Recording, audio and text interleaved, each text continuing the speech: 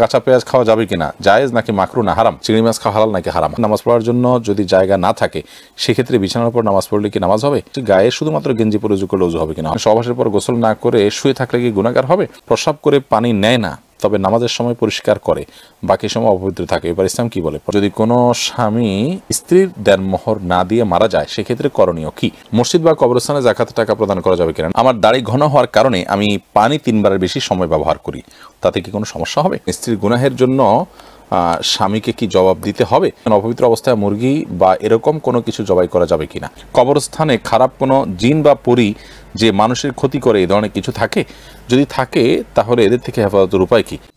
এসে তালুকদার আপনি লিখেছেন গ্রামের অধিকাংশ মা বোন রান্নার কাজে গরুর গোবর দিয়ে তৈরি জ্বালানি ব্যবহার করে থাকে, এটা কতটুকু সঙ্গত, কোনো অসুবিধা নেই, গরুর গোবর তো আগুনে পুড়িয়ে ভস্ম করে ফেলা হচ্ছে, খাবারের মধ্যে তার ঢুকছে না, কোনো অসুবিধা নেই। নুরুল ইসলাম আইডি থেকে আপনি লিখেছেন আমার দাড়ি ঘন হওয়ার কারণে আমি পানি 3 বারের বেশি সময় ব্যবহার করি তাতে কি কোনো সমস্যা হবে, 3 বারই যথেষ্ট হবে, আপনি একবার নিয়ে যখন খুব ভালো করে ডলবেন এরপর দ্বিতীয়বার ডলবেন এবং তৃতীয়বার ডলবেন ইনশাআল্লাহ বিদিনিল্লাহ, এভাবে 3 বার ডলার মাধ্যমে আশা করছি যে যথেষ্ট হয়ে যাবে ইনশাআল্লাহ বিদিনিল্লাহ। এমদাদুল হক লিখেছেন গাছের মেহেদি কি পায়ে দেওয়া যাবে কি না, যাবে, কোনো অসুবিধা নেই, মেহেদি তো গাছেই ধরে, অতএব মেহেদি তো পায়ে দিতে পারে না। অনেকে মনে করেন যে মেহেদি যেহেতু চুল বা দাড়িতে ব্যবহার করতে হয় তবে এটা পায়ে দেওয়া যাবে না, তাদের ধারণা ভুল, কারণ চুল বা দাড়িতে তো আমরা তেলও লাগাই, তাহলে সেটাকে আমরা পায়ে দিতে পারবো না।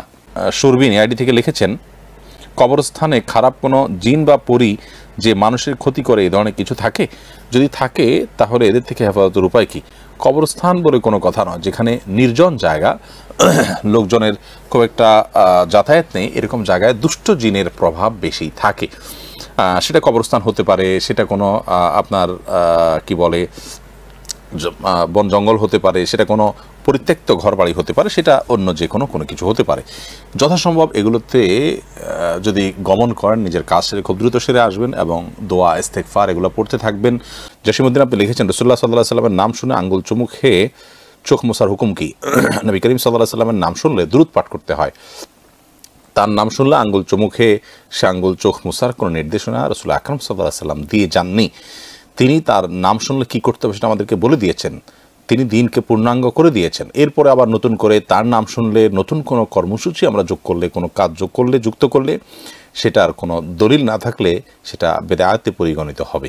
এমনি শাহিন আপনি লিখেছেন পশু বিসমিল্লাহ আল্লাহু আকবার বলে জবে করলে যদি গলা 2 ভাগ হয়ে যায় তাহলে কি খাওয়া জায়েজ হবে, জায়েজ হবে, কোনো অসুবিধা না। আমাদের অনেকে মনে করেন যে 2 ভাগ হলে খাওয়া জায়েজ না, এরকম সঠিক নয়, তবে হ্যাঁ ইচ্ছাকৃতভাবে 2 ভাগ করা জায়েজ নয় এবং সুন্নাহ নয়। আনিক হাসান আপনি লিখেছেন অপবিত্র অবস্থায় মুরগি বা এরকম কোনো কিছু জবাই করা যাবে কিনা, কোনো অসুবিধা নেই, করা যাবে, এতে মুরগি খাওয়াও যাবে, কোনো অসুবিধা নেই, অপবিত্র অবস্থায় মুরগি জবাই করা যায়, তবে গোসল ফরজ হলে সেক্ষেত্রে উজু করে নিয়ে কাজগুলো করা ভালো, ওযু ছাড়া করলেও জবে হয়ে যাবে, কোনো অসুবিধা নেই। ইমরুল শিকদার আপনি লিখেছেন বড় গুনাহ থেকে বাঁচার জন্য ছোট গুনাহ করা কতটুকু যুক্তিযুক্ত, বড় গুনাহ থেকে বাঁচার জন্য ছোট গুনাহ কেন করবেন, যদি ব্যাপারটা এরকম হয় যে কোনো একটা পথ আপনাকে বেছে নিতে হচ্ছেই তাহলে সেক্ষেত্রে আপনি ছোটটা বেছে নিলেন, যদি আপনি বাধ্য হন দুইটার কোনো একটা পথে অবশ্যই যেতে, আর যদি সুযোগ থাকে ছোট গুনাহ এবং বড় গুনাহ দুইটাই পরিহার করার তাহলে সেটাই করতে হবে।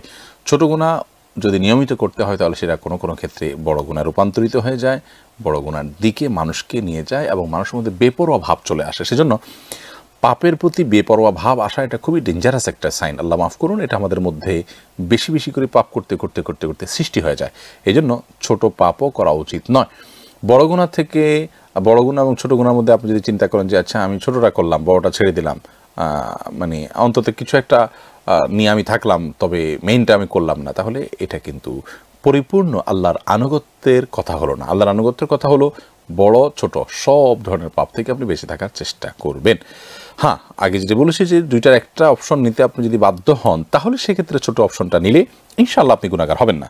আপনি রিপন খান আপনি লিখেছেন ছেলের আকিকা কতদিনের দেওয়ার নিয়ম, 7 দিনের আকিকা দেওয়া সুন্নাহ, 14তম দিন 21তম দিনেও দেওয়া যায়, কোনো কোনো বর্ণনা আসছে, তবে তার পরে যদি কেউ দেয় সেটাও অনেক ওলামা ইকরাম বলেছেন আদায় হয়ে যাবে, কিন্তু সুন্নাহ হলো 7ম দিনে করা, জন্মের 7 নম্বর দিনে করা। ইসমাইল বিজয় এর দিকে আপনি লিখেছেন ওযু শুরুতে বিসমিল্লাহ বলতে ভুলে গেলে পরে মনে মনে পড়ার পরে মনে পড়ার পর করণীয় কি? তখন তো বিসমিল্লাহ আসলে শুরু থেকে বলতে হয়, পরে পড়লে আর কি করবেন? এর জন্য বিশেষ কোনো কারণে ভাত খাওয়ার শুরুতে বা খাবার খাওয়ার শুরুতে বিসমিল্লাহ ভুলে গেলে বিসমিল্লাহি আউয়ালহু আখিরাহু এরকম বলার শিক্ষা হাদিসে আছে। ওযুর ক্ষেত্রে এরকম কোনো বিশেষ নির্দেশনা আমার জানা নেই, যার কারণে বিসমিল্লাহ যদি পড়ে বলতে চান যখন মনে আসবে তখন পড়ে নিতে পারেন। রেজওয়ান আহমেদ শুভ আপনি লিখেছেন, স্ত্রীর গুনাহের জন্য স্বামীকে কি জবাব দিতে হবে? স্ত্রীর গুনাহের জন্য স্বামীকে জবাবদিহি করতে হবে যদি সেখানে স্বামীর কোনো প্রকার ত্রুটি থাকে, স্বামীর কোনো প্রকার বিচ্যুতি থাকে, কোনো প্রকার গাফিলতি থাকে।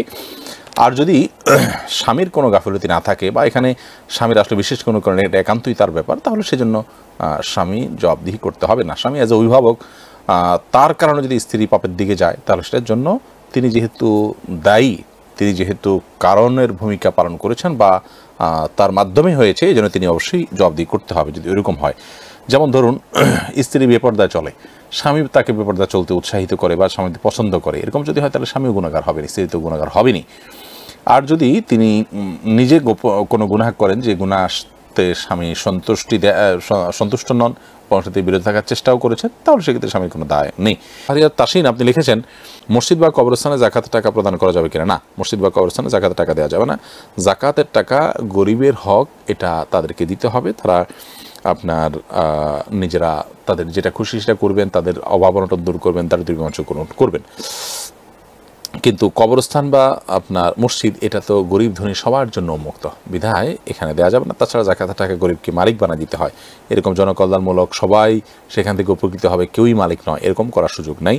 বিশেষ করে ধনী গরিব সবাই ভোগ করার সুযোগ আছে, এরকম জায়গায় জাকাতের টাকা দেওয়া যায় না, অর্থাৎ কবরস্থান মসজিদে জাকাতের টাকা দেওয়া যাবে না। রিদিতা আহমদ আপনি লিখেছেন, যদি কোনো স্বামী স্ত্রীর দেনমোহর না দিয়ে মারা যায় সেক্ষেত্রে করণীয় কি? কোনো স্বামী যদি আল্লাহ না করুন স্ত্রীর দেনমোহর দেয়া ছাড়া মৃত্যুবরণ করেন, তাহলে সেক্ষেত্রে তিনি স্ত্রীর কাছে দায়ী থাকা অবস্থায় মৃত্যুবরণ করলেন, অর্থাৎ কিয়ামতের ময়দানে এই দায় তাকে পরিশোধ করতে হবে আল্লাহর দরবারে। বিধায় এটা খুবই ভয়াবহ বিষয়, এটা জীবদ্দশাতেই সুরাহা করে ফেলা উচিত। তারপরে যদি স্বামীর মৃত্যুর পর স্ত্রী যদি মাফ করে দেন সেটা ভিন্ন কথা। জান্নাতুল ফেরদাউসী লিখেছেন, প্রস্রাব করে পানি নেয় না, তবে নামাজের সময় পরিষ্কার করে, বাকি সময় অপবিত্র থাকে, এবার ইসলাম কী বলে? প্রস্রাব করে যদি পানি না নেয় আর পেশাবের নাপাকি যদি কাপড়ে লাগে এবং বারবার করতে করতে অনেক অংশে লেগে গেছে, তাহলে সেক্ষেত্রে সে পোশাক পরিবর্তন করে নামাজ পড়তে হবে। আর পানি নিয়ে নেওয়া উচিত, যদি পানি দিয়ে ধুয়ে পরিষ্কার করা হয় তাহলে সেক্ষেত্রে তার নামাজ হবে। শুধু নামাজের সময় ধুলো, বাকি সময় ধুলো না, তাতে তো তার একটা পাক থাকলো না। রুমি আইডি থেকে আপনি লিখেছেন, সহবাসের পর গোসল না করে শুয়ে থাকলে কি গুনাহগার হবে? শুয়ে থাকাটা অনুত্তম, এতে কোনো বড় গুনাহ হবে না, কিন্তু উত্তম হলো গোসল ফরজ হলে অজু করে তারপর শোয়া। রাহিম এসকে লিখেছেন, আমি ইন্ডিয়া থেকে বলছি, গায়ে শুধুমাত্র গেঞ্জি পরে অজু করলে অজু হবে কিনা? হবে, কোনো অসুবিধা নেই। মেঘকন্যা লিখেছেন, নামাজ পড়ার জন্য যদি জায়গা না থাকে সেক্ষেত্রে বিছানার উপর নামাজ পড়লে কি নামাজ হবে? জায়গা না থাকলে বিছানার উপর নামাজ পড়বেন, কোনো অসুবিধা নেই। যদি একেবারে চেহারা ফুল ডেবে না যায়, মোটামুটি হার্ট থাকে যে আপনি স্থির থাকে, তাহলে সেক্ষেত্রে পাক থাকলে নামাজ পড়তে পারেন। তামিম আহমেদ আপনি লিখেছেন, চিংড়ি মাছ খাওয়া হালাল নাকি হারাম? হালাল, এটা হারাম হওয়ার কোনো কারণ নেই। আকরাম সর্দার আপনি লিখেছেন, কাঁচা পেঁয়াজ খাওয়া যাবে কিনা, জায়েজ নাকি মাকরু না হারাম? কাঁচা পেঁয়াজ খাওয়া জায়েজ, তবে মসজিদে যাওয়ার আগে কাঁচা পেঁয়াজ খেয়ে যাওয়া এটা মাকরু, কারণ তখন সেই দুর্গন্ধে ফেরেশতাদের কষ্ট হয়, মানুষের কষ্ট হয়।